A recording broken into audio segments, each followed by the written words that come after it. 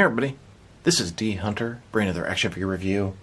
Today, we're going to be looking at Take That CS Studio 1/12 scale City Thug. There are 3 different versions of this. There's a white version, yellow version, and a black version. Unfortunately, one of them was sold out, so I only got the white and yellow version. If anyone happens to know where I might be able to get version C, the black version, please drop me a line in the comments below. The only place to see is eBay for $200, and hell no, that is way outrageous. I got these guys from 5K Toys. Now, the packaging is identical. It should be version A and B. Yeah, but they haven't let me down before, so I'm assuming they're going to be good. Let's take a look at the packaging. As you can see on the front, City Thug, 1/12 scale action figure, ages 15 plus. Here are all 3 versions. I believe I should have these 2, and I'd like to get the 3rd one as well. Each one has got their dog on chain, guns, nice thugs from action figure world. One side you can see all 3 of the figures. Other side, same thing. The back, got a little description of the item. The bottom just says City Thug. Now, like I said, the packaging is identical. I do not know any way they could actually tell them apart unless they just kept it organized, which I'm sure they did. So, with no further ado, let's open them up. Alright. Now that these figures out of the package, here they are with all their accessories laid out. They come with a ton of cool stuff. We have versions A on the left, and then version B on the right. I'm desperately looking for version C, which I can't seem to find anywhere online. Seems to be sold out. I thought maybe somebody watched this video, might know where I might be able to purchase one, or might have an extra one they could sell to me. These are some generic thugs. The one on the left is version A, labeled white. The one on the right is labeled version B, yellow. I'm kind of assuming the left one's a white guy, the right one's a Hispanic guy, and then version C was labeled black. It was definitely a black guy with a different kind of dog. Now, generic street thugs are right up my alley. These guys look fantastic. They're scaled up, about 6.5 inches tall, looks about perfect. I love generic civilians, henchmen, gangsters, thugs, street people, and these are perfect for my collection. In this video, we're going to take a look at each of the figures. We'll check out their accessories, height, and articulation, and we'll compare them with a bunch of action figures from different various companies. So, I'm going to start off with version A. These are some third-party, unauthorized, unlicensed cloth soft goods, 1/12 scale, Mezco sort of style figures. They're from Crazy Figure. I've also seen it referred to as Rock Studios. They seem to be pretty good quality, and the scale is around exactly what I want. So this is version A, the white one. He comes with a bulldog, a total of 4 hands, collar and chain, a little submachine gun with a removable magazine, sunglasses, a knife, and a necklace. Let's go ahead and take a look at him. So, sort of your stereotypical thug. Bald head, thick beard, angry, tough-looking guy, big, muscular, tattoos all over him, wearing a sort of wife beater thing. He's got sort of military-type pants, boots on, more tattoos on the back. Like I said, your stereotypical tough guy thug. And a closer look at his face and head sculpt. It looks good, maybe a little bit exaggerated, just a hint, sort of cartoony, but I think it looks really good. The skin color does look to be a little bit darker on the head than the body, but not by much. I think the sculpt is excellent. Look at the beard, look at the eyebrows, he's angry, it looks like he's about to beat somebody up. And then here's the figure, broken down as far as he can go with all of his removable parts detached. Boy, was it a pain in the ass to get his shirt off, but we'll go into more depth on that shortly. Now let's check out his accessories, and let's start off with his hands. He has a total of 4 of them, 2 right hands and 2 left hands. Here he is with his first pair of hands. This is a pair of gripping hands. You can kind of notice the proportions on this guy is a little bit exaggerated, kind of cartoonish. Head's kind of small, arms are giant and muscular, so are the hands. And here's his alternate pair of hands. This is a pair of gripping hands with trigger fingers for his guns. Now I'm surprised he didn't come with a pair of fists also. Now we have his shirt. It's pretty simple. It's made of sort of a little bit of a stretchy material.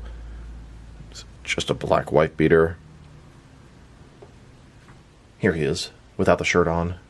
Now the shirt is very tight and snug. It looks good on the figure, but it makes it really hard to take on and off. So when I was messing with the figure, I figured out you can pull his shoulders out, and then you can pull his torso apart, and that allows you to pull the wife beater off. That's something I don't really want to continuously do with the figure, so I'm definitely going to get the shirt back on him and leave it that way moving forward. I don't really like taking the figure apart like this, but when you put him back together, it's not really loose or falling apart, so I appreciate that. And then here he is with the shirt back on. Now, the nice thing about it is it's very snug. If it's tight, it looks good. And I prefer him with the shirt on, so I'll probably never actually take it off again. But there are options there if you prefer a different way. Here are his sunglasses. Just a pair of glasses here, sort of a yellow tint on the lenses. Here's this guy with the glasses on. I actually think he looks better without them. Here's this necklace. It's a silver chain. It's an actual chain. And then here he is with the necklace attached. I do think it improves his overall look. Then we have his weapons, a knife, and an automatic weapon. The knife looks like a switchblade of sorts. Handle looks to be thick enough to fit into his hands. And then we have this sort of submachine gun, and it has a removable magazine. Put that in there.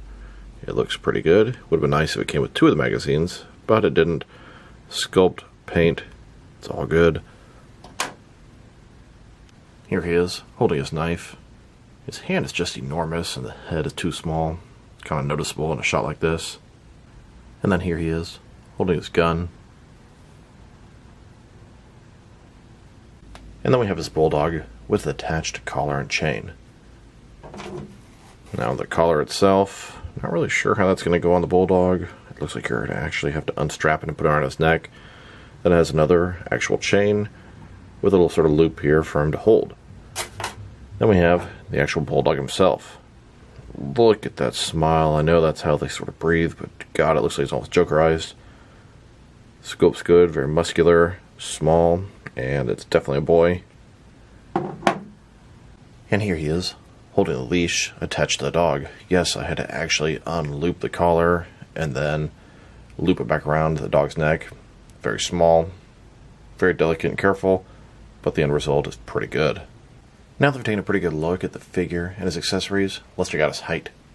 From bottom to the top of his head, standing right at 7 inches tall. A little taller than I thought, and that is good in my book. Going to translate to about 18 centimeters. And for his articulation. Starting with his head here, of course, you're going to rotate from side to side. He looks up and down about that much. You can tilt his head from one side to the other.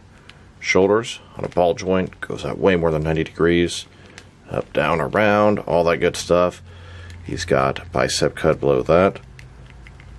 Double jointed elbows. His wrist can rotate, and it's going to be hinged. In his torso, he's got not exactly ball joint, but the same effect. Rotate around, forward and back. In his waist, rotate around, forward and back. Legs, well, the clothes really restrict that. They can only go about this far from each other. Go forward about that much. Back, not at all. It's got good thigh rotation here. I mean, the leg can go that far, and they would both be able to completely do the splits, but not with the pants on. Double jointed knees back that far. Boot cut. And that is about it. Now to take a look at version B. This is described as the yellow version. I think it's supposed to be like a Hispanic or Mexican guy, although it looks like Dwayne Johnson. He comes with a white bull terrier, collar and leash, one alternate hand, totaling 3 interchangeable hands, a knife, a little automatic weapon with a magazine. In the promo pictures, he also had sunglasses, so either mine didn't come with them, none of them came with them, or I lost them. So let's take a look. Now, I know Dwayne Johnson is not Hispanic or Mexican, he's Samoan, but, you know, kind of just brown colored skin. This guy here, his skin is fairly Caucasian looking. It's a little bit darker than the other guy. But look at the face here. He's bald. He has one eyebrow cocked up. He's smiling like Dwayne Johnson. He has a bull on his shirt, which is sort of the logo of The Rock. I mean, it definitely takes inspiration from him, if nothing else. He's got tattoos on both shoulders. He's got a hood. They can go up and down. Actually, it looks pretty good both ways. The bull and the shirt, sleeveless, showing off his muscles. The jeans, they look good, kind of faded, a little bit ripped. Got some boots on. As a whole, he looks good. Another thug to add to the army. And a closer look at his face and head sculpt. Tell me if I'm wrong, but it looks like an animated Dwayne Johnson.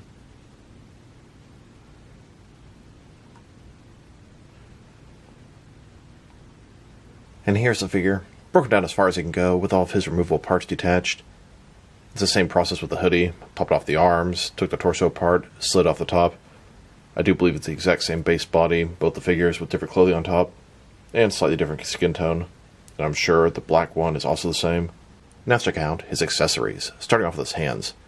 He has a total of 3 hands, 2 right hands, and 1 left hand. Here he is with his first pair of hands. This is a pair of gripping hands. And it looks like I found the other left hand. Here's the other pair of hands, a pair of gripping hands with trigger fingers. Now let's take a look at his hoodie. It's an off-white hoodie. It has the bull in the front. It's made of a stretchy material, but not as stretchy as the other guy's shirt. Sleeveless. It has this hood that can be up or down, and it has a bendy wire inside to take different shapes. Decent detail. You can see little metal rings where the strings would come out. Here's the thug with his hoodie off. It's the same sort of process as before. Take the figure, pop the arms out, and then you sort of pull the torso apart. Now, it is very secure and put them back together because the arms go inside of there and it holds everything very sturdy together. Take it off, pop the hoodie on him, put it back on, and then here he is with the hood on. You can have the hood down and very easily have the hood up. It does a very good job of looking good with both ways. Here's his knife and gun, and they're different from the other figures. His knife is kind of just like a regular knife, not a switchblade. And then we have the submachine gun here. A little bit different design from the other figure. It also has a removable magazine. You can put that inside. Bam. There you go. Sculpt, paint job. Excellent. Here he is, holding that knife. And then here's this thug, holding that gun.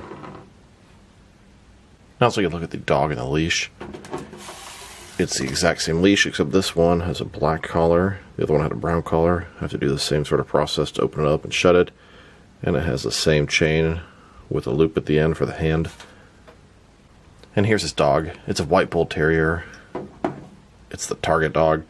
This one, pretty muscular, pretty strong. It's got the black spot around the eye. Once again, this one's also a boy. And just like the other dog, neither one has any articulation whatsoever. And then here's this thug holding his dog on a leash. Looks pretty good. The target dog. Now let's check out his height. From bottom to the top, right at 7 inches tall, just like the other one, 18 centimeters. And for his articulation, starting with his head, rotate side to side, up and down, about that far. Again, tilt his head, shoulders, more than 90 degrees. It's really the exact same articulation as the other guy. The wrist can rotate, and it's hinged. Double jointed elbows, ball jointed torso, rotate around, forward and back, another one in the waist. Legs, they only go out a little bit because the cloth obstructing them. Rotation, double jointed knees. Then we have the boot cut here, and it has a little bit of a tilt and rock to it as well. Here's a look at these two thugs standing in the city streets with their dogs, guns. Here's a McFarlane DC Multiverse Batman figure next to these thugs. Perfectly scaled. I bought these thugs generally to use in my overall world building. Here they are, taking on Batman. As they try to attack Batman, as always, he outsmarts them and then just smashes their two heads into each other. Now let's check them out, next to some action figures from different various companies, so we can see how they fit in, both scale and style-wise, in case you don't know which lines you can mix them with. Since there's some third-party unauthorized figures, but these are the 7-inch scale, I'm going to start off my comparisons with some of the larger action figure lines I collect, and work my way smaller. Since McFarlane is the main line that I collect, here they are, next to a bunch of other McFarlane figures. We have the larger Hush Batman, the smaller Rebirth Batman, and a couple other McFarlane lines I think fit in pretty good. And now, next to some Jack-specific wrestling figures, and some DST or Diamond Select toys, here they are, next to a donut. And here they are, next to some DC Direct and NECA figures. Then, with both some Mattel and Jazzwares wrestling figures. And now, with some Mezco and Mattel DC figures. Next, with some Mafex and Hasbro Marvel Legends. And finally, with some SH Figure Arts and some Jazzwares Fortnite figures. So overall, I really like these Thug figures. I do wish I could find the third one, version C, the black one. But in the meantime, these are pretty nice. My only complaint would be they're a little bit sort of cartoonish looking, a little bit stylized, but not by too much. I would prefer a little bit more of a dose of realism, but they're still very, very cool. I think the cloth soft goods looks excellent. The body sculpts are pretty good. Heads seem a little small, arms seem a little too big. Maybe that's intended to sort of exaggerate how strong they are, working out all the time, whatever. Like I said, they look good. Clothes are good.